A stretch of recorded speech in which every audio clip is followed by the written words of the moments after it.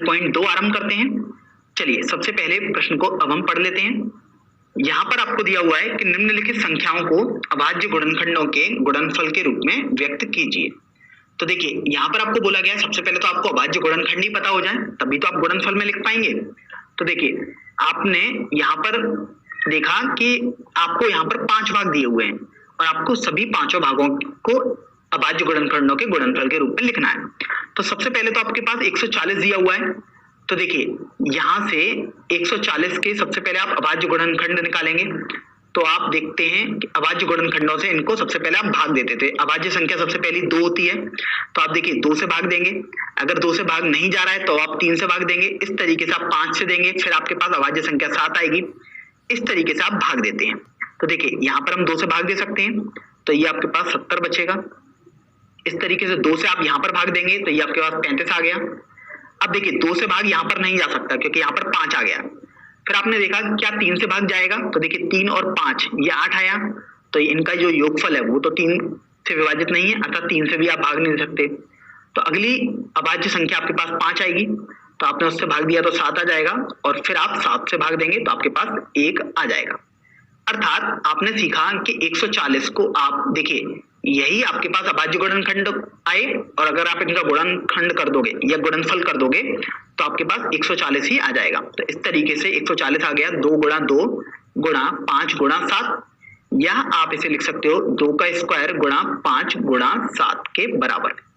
तो इस तरीके से आपका पहला भाग हल हो जाएगा। चलिए अब हम दूसरे भाग पर बढ़ लेते हैं। दूसरे भाग में आपको जो संख्या दी हुई है वो है 156। तो देखिए 156 के आप अभाज्य गुणनखंड निकालेंगे सबसे पहले। तो ये देखिए 2 आ जाएगा। अब यहां से आपको पता लगा ये 7 बार जाएगा, ये 78 आ गया बेसिकली।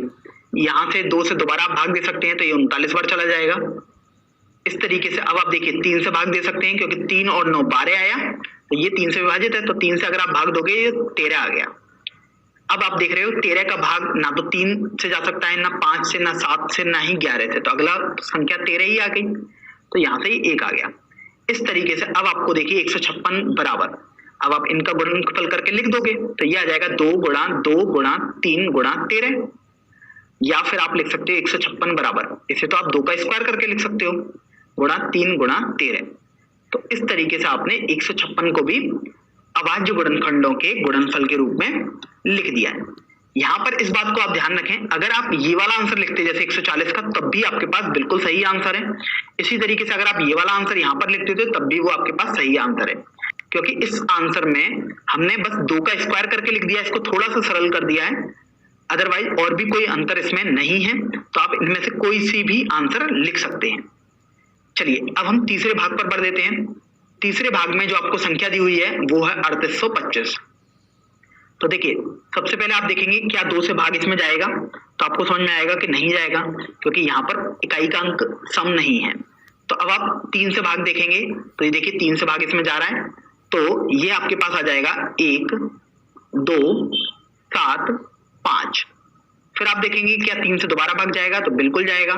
तो आपके पास आ गया 4 2 5। अब यहाँ पर देखिए 3 से भाग नहीं जाएगा तो 5 से भाग देखेंगे अब, तो ये आपके पास 85 आ जाएगा।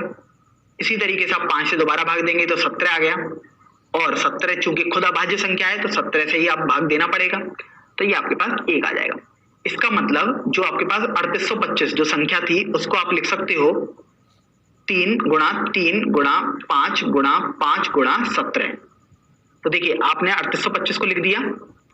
अब या तो आप यही आंसर लिख देंगे, अगर आप थोड़ा सा इसको सरल करना चाहते हैं तो आप लिख सकते हो 3825 बराबर, देखिए ये 3 की घात 2 आ गया इंटू ये भी देखिए 5 की घात 2 आ जाएगा और 17। तो इस तरीके से आप कोई सा भी आंसर दे सकते थे। तो देखिए आपने 3 भाग तो इसके हल कर दिए। चलिए चौथे भाग पर हम चलते हैं, तो अलग से अब इसको हम हल कर देते हैं। यहाँ पर चौथे भाग में जो आपको संख्या दी हुई है वो है आपके पास 5005। तो अभी आप देखो 5005 से आप अभाज्य गुणनखंड निकालोगे इसके, तो देखो ये ना तो 2 से कैंसिल होगा अर्थात 2 से विभाजित नहीं होगा, ना ही 3 से होगा, तो ये 5 से करोगे आप तो ये 10 0 1 आ जाएगा। फिर आप देख रहे हैं कि ये 7 से आपके पास विभाजित आ जाएगा, तो देखिए 7 का फिर अगर आप इसमें भाग दोगे तो आपके पास एक बार जाएगा 28 और ये 3, तो 143 आ गया। फिर आपको 11 से विभाजित करना पड़ेगा क्योंकि किसी से भी विभाजित नहीं होगा, ना तो 2 से, ना 3 से, ना 5 से, ना ही 7 से। तो 11 से अगर आप विभाजित करोगे तो आपके पास 13 आ जाएगा, और चूंकि 13 एक खुद अभाज्य संख्या है अर्थात 13 से ही आपको भाग देना पड़ेगा। तो इस तरीके से आपके पास जो 5005 आ जाएगा। अगर आपको इसको अभाज्य गुणनखंडों के गुणनफल के रूप में लिखना है तो आप लिख दोगे 5 गुणा 7 गुणा 11 गुणा 13 के बराबर। तो इस तरीके से आपका ये चौथा भाग भी हल हो जाएगा। चलिए अब हम अगले भाग पर बढ़ते हैं, भाग संख्या 5 पर। भाग संख्या 5 में आपको जो नंबर दिया हुआ था वो था 7429। तो अभी आप ये देखो कि 7429 को यदि आप भाग दोगे तो देखिए ये 2 से भी विभाजित नहीं हो रहा, 3 से देखेंगे तो 3 से भी विभाजित नहीं हो रहा, ना ही ये 5 से विभाजित हो रहा है। आप एक बार 7 से विभाजित करके देखेंगे तो ये आपको पता लगेगा कि 7 से विभाजित भी नहीं हो रहा। फिर आप 11 से विभाजित करके देखेंगे तो 11 से भी नहीं है, ना ही 13 से होगा। अब आप उसके बाद अभाज्य संख्या 17 आती है, तो आप 17 से विभाजित करके देखो, ये आपके पास आ जाएगा 17 चौका 68, यहाँ पर 62 आया। तो यहां से देखिए 17 3 51 119 आया, तो 17 7 119 आ गया, तो 437 आया। अब आपको देखना है कि देखिए 17 के बाद अगला ही कोई नंबर लेना है या 17 से एक बार आप और चेक कर लें। तो अगर आप 17 से इसमें भाग देंगे तो ये भाग नहीं जाएगा, तो अब आपको अगला अभाज्य संख्या अर्थात 19 से देखना पड़ेगा। तो 19 से यदि आप इसमें भाग देंगे तो देखिए 19 दूनी 38, 19 से 57, और चूंकि 23 तो स्वयं एक अभाज्य संख्या है अर्थात 23 करना ही पड़ेगा यहाँ पर आपको, तो ये आपके पास 1 आ जाएगा।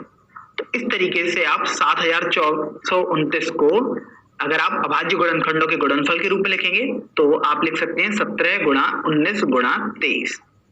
तो देखिए ये आपका बेसिकली 5वें भाग का उत्तर भी आ जाएगा।